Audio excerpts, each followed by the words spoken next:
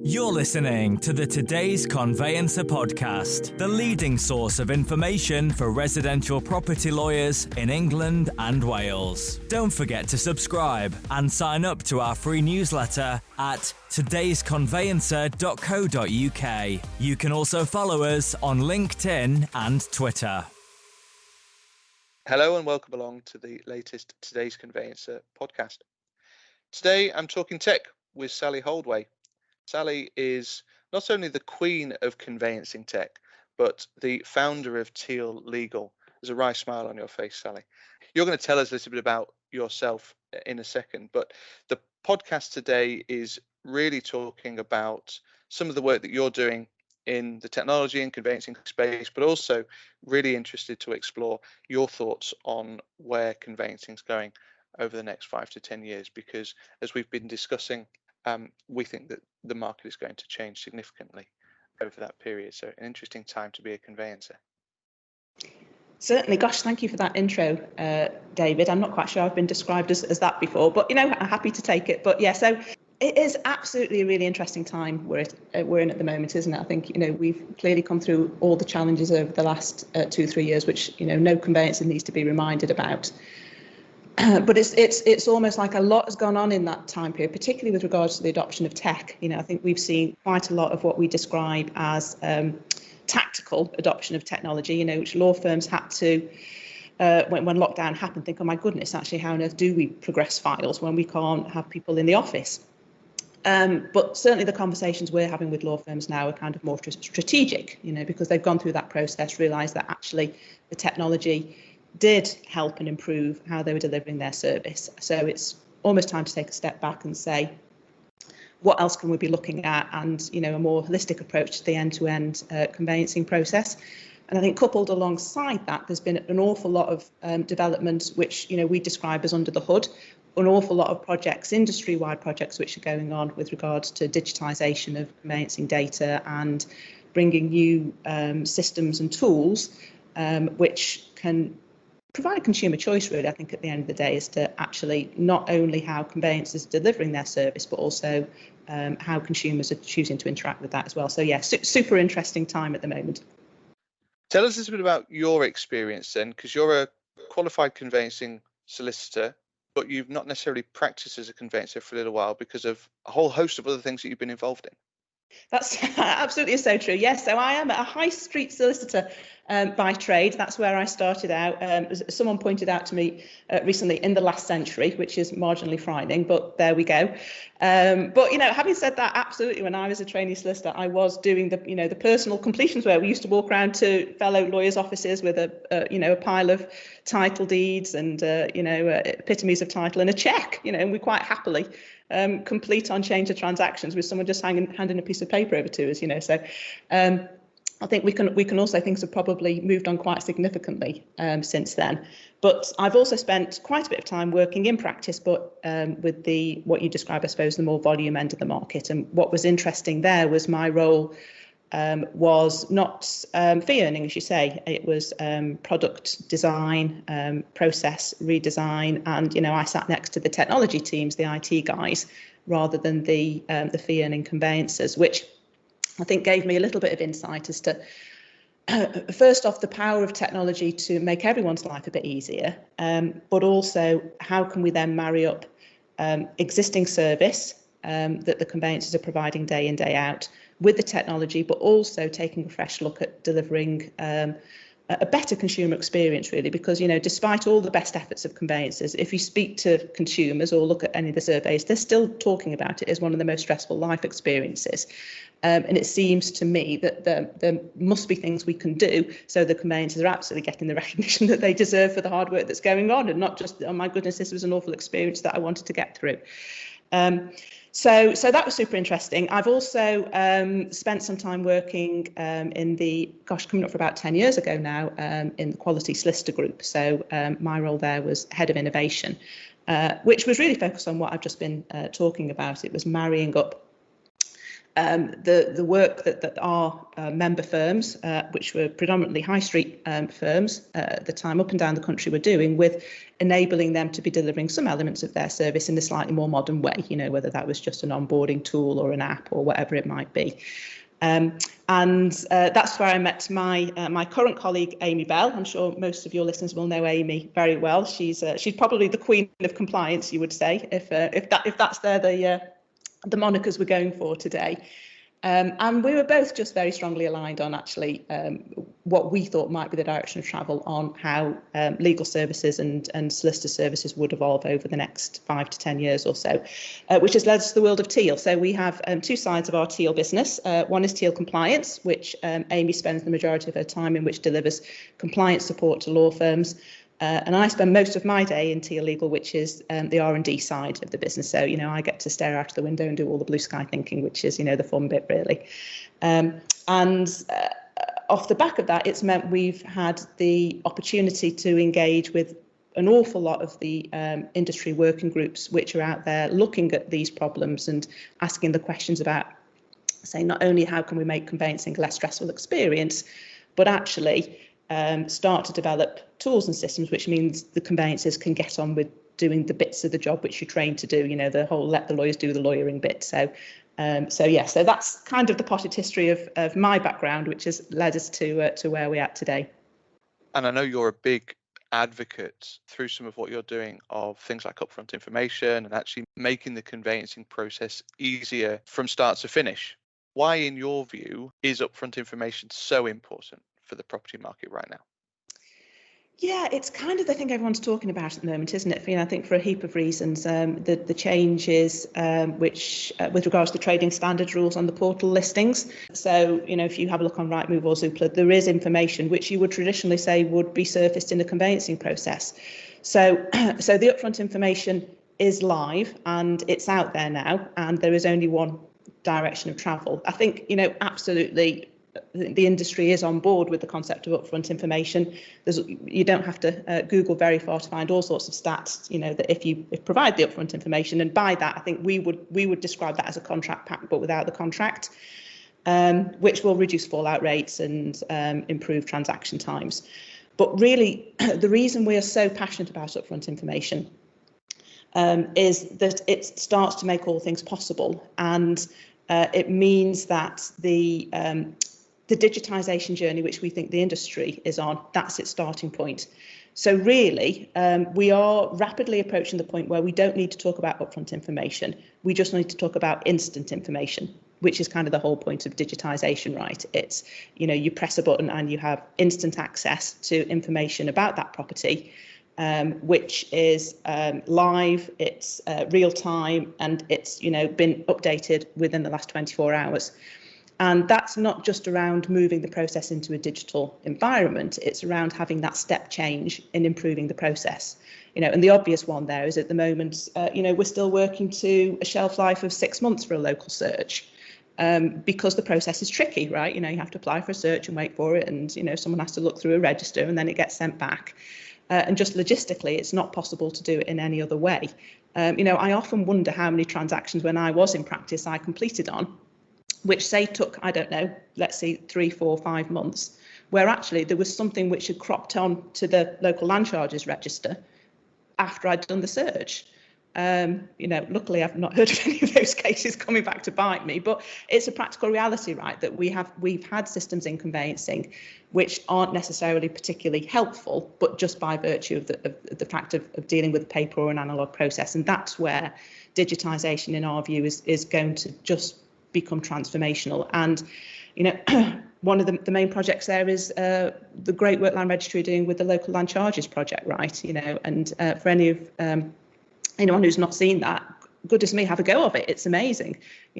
Type in an address, and the information is not only available instantly from a trusted, reliable source with provenance, which again is also super important, but it's free.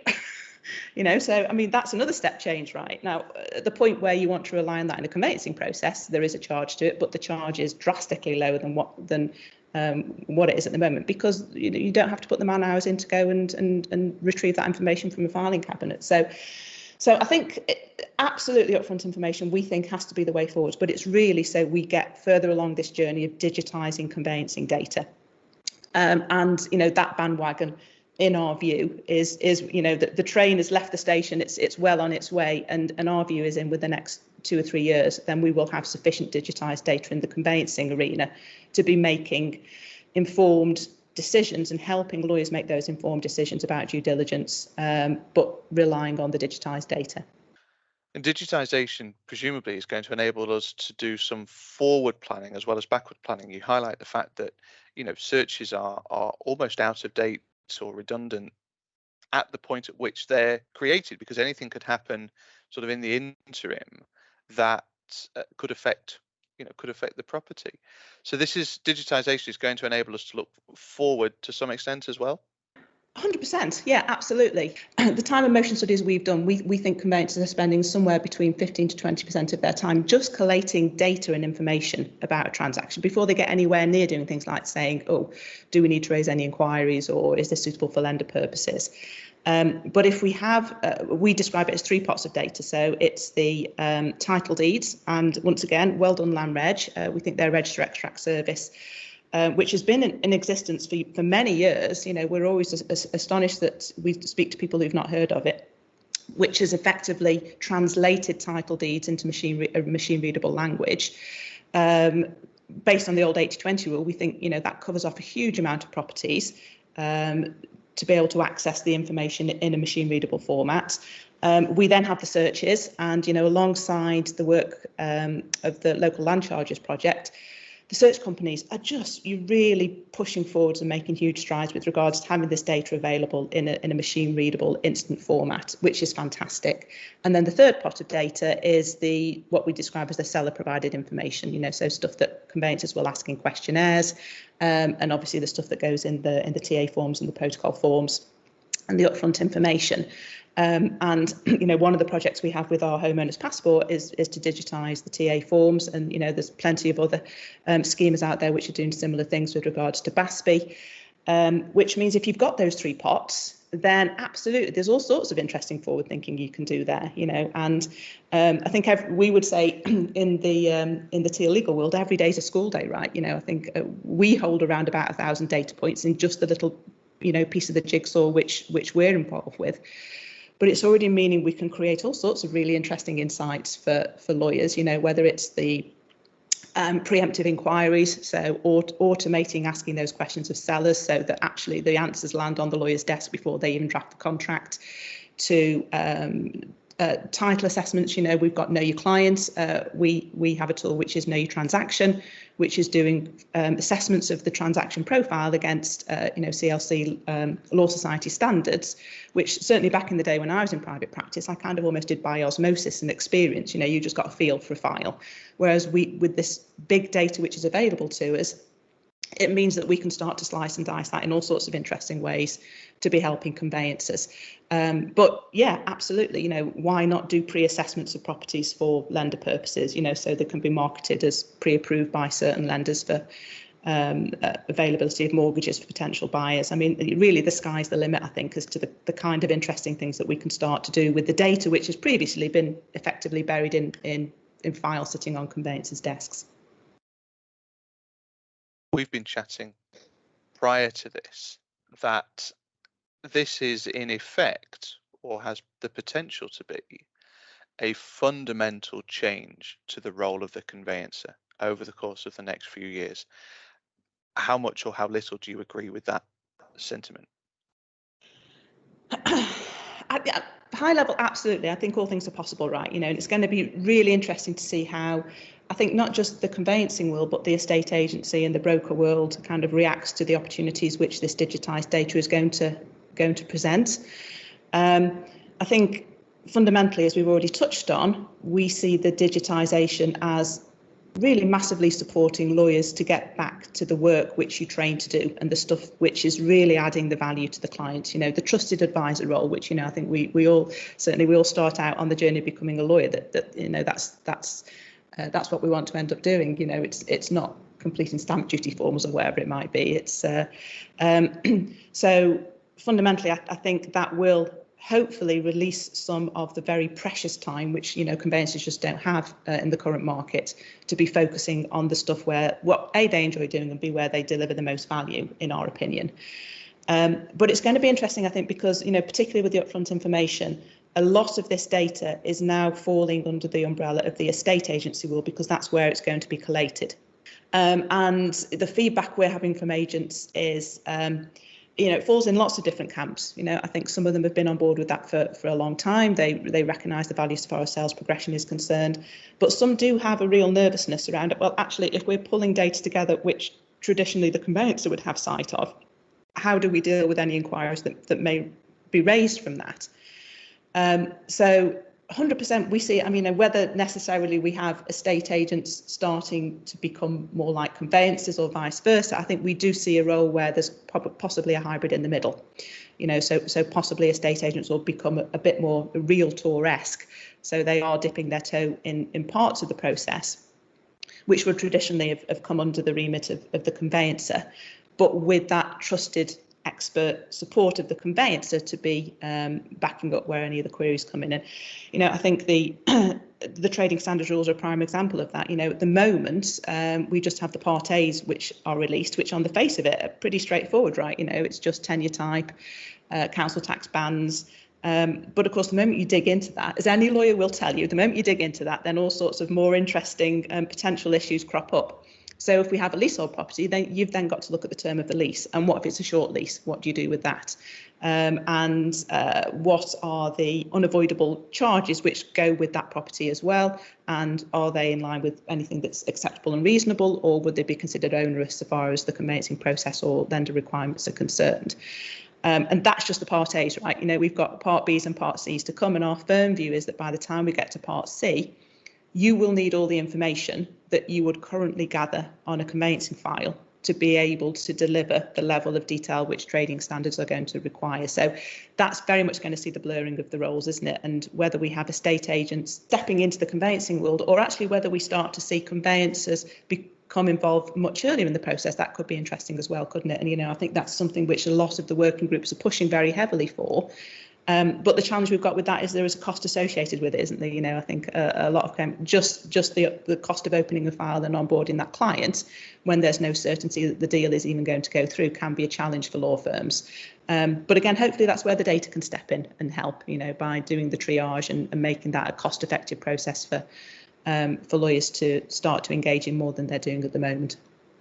This leads very neatly onto the conversation about fees, because the ability to actually triage a matter is going to enable the conveyancer to properly assess the time involved, the potential risk involved, and therefore the costs potentially associated with this particular transaction.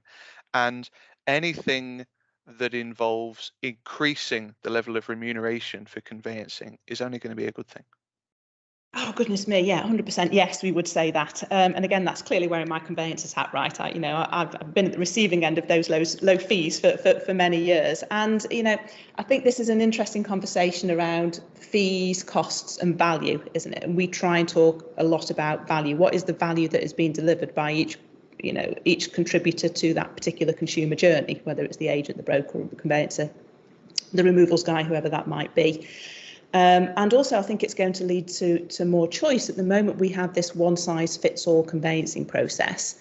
We all work to the same standards, right? We all work to we work against the Law Society's protocol and these standards, and it has this output. Eventually, hopefully, you get keys. But our firm view is that the changes which are coming will mean that, for instance, we can triage out properties which are particularly complicated, which means that the lawyers, rather than just charging a fee based on the value of the property, can properly, not just high level, we've asked a couple of questions, but, really get to the nitty gritty of what they should be charging for it. And again, one of the output reports that we've delivered looks at 20 data points on the title deeds to work out how complex the transaction is going to be, and also deliver into the conveyancer as well a predicted timeline. So that then the case can be put with the correct fee or the correct team to be able to deal with that in the most efficient way within and the risk managed way within the practice. But yeah, I mean, if we can also triage those complicated cases out, perhaps we can also triage in the simpler ones, which can then be attached to all sorts of interesting new services for, for the client that they may or may not want to choose, and certainly the industry is also already talking about things like, time guaranteed exchange dates, because the case has been profiled, and actually, because of the profile of that case, that's something which is going to be a feasible thing for the law firm to offer. So, 100%, hopefully that's going to move the dial on, not just this kind of one size fits all and, lack of visibility for the conveyancers at the point that they're quoting, and it can then turn into a file which is not going to make any money for them. I described you at the start of the podcast as the queen of technology. Why, and you may or may not have an answer to this, but why, with all the available technology that is now out there, are transaction times extending and not shrinking? Yes, that's kind of the $64,000 question, isn't it? Right, because as I said before, a lot of this technology is not new. Register extract service from Land Reg has been around for absolutely ages. So why haven't we seen those benefits? And I think there's not a simple answer. There's a range of factors. Clearly, the last 2 to 3 years have been extraordinary with regards to conveyancing. Certainly our sense is that just the crazy market we've had over the last 2 years, has meant that many conveyancers have been swamped. Some conveyancers have become quite disillusioned and left the market, which again then exacerbates the problem because we've got less conveyancers doing these high volumes. I think interestingly, we've certainly had some feedback that whilst our firm view is that some of the changes which COVID has brought along have been incredibly positive with regards to, looking at technology and looking at working practices and working from home, all have had really positive impacts. It does actually make that whole communication issue, which is always one that is mentioned with regard, getting the right answer from the right person and progressing things along has always been a challenge. But now if you call a law firm, certainly we've had feedback that actually the person you need to speak to, you have to go through 2 or 3 conversations because that person is not necessarily in the office, so which again is just kind of like a practical issue which may or may not be helping. But I think one of the main issues is because everyone's been so busy, we've certainly found that it's been really tricky for law firms to kind of, raise their head off the desk and just take a look around and say, okay, well, is there a better way that we can be delivering this case? Is there something that can be stripping out some of the grunt work that our fee earners and support staff are doing, which is going to mean that we can release some of our time. But then also on top of that, when you do have the time to look around, I think from a signposting point of view, we're still not doing particularly well as an industry to be showcasing to practitioners what technology is available out there. And I think crucially, what due diligence questions solicitors and conveyancers should be asking if they are thinking of adopting that new technology, and certainly wearing my conveyancer's hat, I would always be incredibly nervous about changing any element of my process in case it increased my exposure to risk, because at the end of the day, right, it's my PII premium which is going to be hit if it doesn't work, So I think we need to get a lot better at signposting with regards to, just having directories for law firms if they're looking for, whether it's an onboarding solution or a digital signature solution or a settlement solution, whatever it might be. Where do they go to find the options which have been developed there, but also what questions do they need to ask so they can be reassured that actually it's not just going to replace the current process, but enhance it and reduce the exposure to risk. I think we point people in direction of some really effective working groups which are out there now. The Home Buying and Selling Group is the obvious one that comes to mind. Law Tech UK are doing some really great work. There was a really interesting report last year around smart contracts, which we'd advise anyone to go and take a look at. And also I have to say, for us, the SRA are doing some really great work in the innovation space and, horizon scanning and looking at what's coming down the road, and also providing lawyers with the opportunity to get involved with that, through, sandboxes or, controlled pilot schemes. So I think that is starting to change, but we've still got a really long way to go, I think, with regards to that. And I think for us, therein lies the challenge as to why the industry hasn't run full bore at adopting these new working practices and changes, which, we all know from this side of the fence can have a tangible impact on kind of improving working practices and also transaction times. if the question about technology is the $64,000 question, then here's the £1 million question. Government intervention or market forces, the conveyancing process needs to change. I think we've sort of identified that, and it's going to change. You know, there's some gradual change that's going to happen, but in order to effect real change, is it going to be market forces that are going to determine that, or actually do we need government intervention to really enact significant change quickly? So, right, I think the obvious question, the obvious answer to that question there, David, is that government intervention will always be the fast track method for bringing change in any industry, isn't it? And the obvious example is HIPS from over a decade ago. There does seem as though the government intervention side, as far as we're concerned, I think, again, I've talked about this quite a lot in the podcast already, but the trading standards rules, which are not new rules, the CPR rules have been around for many years now, but the change, the significant change, as far as we're concerned, is that it does now need to be provided this material information, which trading standards believe quite rightly that buyers need access to be able to make an informed buying decision, has to form part of a listing on a portal. And clearly that's something so far, there's a crossover here, isn't there, I think, between the market forces and the legislation, insofar as this legislation, these regulations, coming at it from a slightly different angle, is impacting from a market side. If an estate agent can't get a property listed unless they've got the upfront information, that's kind of more market forces, really, isn't it? So having said that, I think we would say, depending on how you define market forces, and I think we come at that with regards to within the market, i.e. driving change, conveyancers driving change, or estate agents driving change. If we look at that from a slightly different angle, we think there's possibly two different answers there. One is other market forces. We spend a lot of time kind of horizon scanning on what's gone on in other industries. We're not fans of reinventing the wheel. Let's see what's happened in a different industry and see whether there's any element of that which is applicable to legal services. And again, the obvious example here, isn't it, is insurance.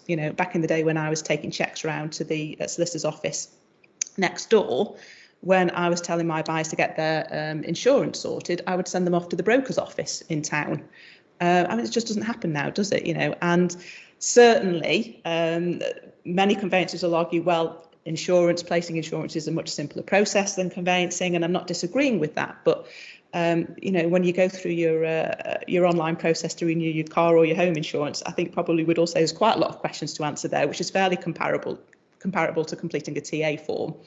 And also in our experience, in the conveyancing side of things, we don't need very complicated technology to have a positive impact. So we don't, for instance, in HOT, we don't have any AI solutions. There's no machine learning. It's just all a big decision tree. If it's leasehold, we look at the term of the lease, and if it's a short lease, then we put a flag in there. It's none of this is particularly rocket science. So I think that's certainly one thing that we would say is let's have a look at what's happening in other markets and how quickly that's happened, and see whether there's any elements which could apply into the conveyancing sector, to take a view on how long we think that's going to take to manifest. But the other element of that is consumers. Again, there was an SRA survey recently, wasn't there, which I think asked this exact question with regards to adopting not just technology, but new ways of accessing legal services to consumers as to what their appetite was, but also asking the question to lawyers as to what they thought the appetite of their clients was. Surprise, surprise. The lawyers had much lower expectations with regards to what they thought clients wanted. One of the interesting things we have is we are, with our HOT product, we are not a B2C brand. We don't provide our services direct to consumers. We don't advertise them anywhere. But by far and away, the majority of inquiries that we receive directly through our website and things like that is from consumers looking for a different service. It's not from kind of the existing profession. So it's not going to take much for different products to be offered to consumers for them to start to vote with their feet, and I think we just need to be really careful about making assumptions around what consumers want. And that's something which most law firms can do fairly easily, isn't it, with regards to whether it's a client survey at the end of the matter, or, just having conversations with clients as to, would it have been more convenient if you could have filled your form in via, your mobile phone? I mean, whatever it might be. So, would it be more convenient to do if you signed it digitally, or just to get a sense, actually, so far as their client base is concerned, what they're looking for in their legal services provider, and how, the whole, how do you surprise and delight your client base? So I think we would say that, government intervention, that's the fastest. Are we going to get any real traction on anything more than we've got at the moment? Our sense is possibly not. But we do think actually keep a close eye on what's going on in what your clients want, and also what's going on in other markets. I think it's fair to say we've gone round the houses there, Sal, pun very much intended. And not just thinking about some of the tech issues, but also thinking about some practical issues that firms can implement today. And I do feel as though there are times when we haven't placed the consumer at the heart of the legal experience. And that's absolutely something that firms need to be reminded of.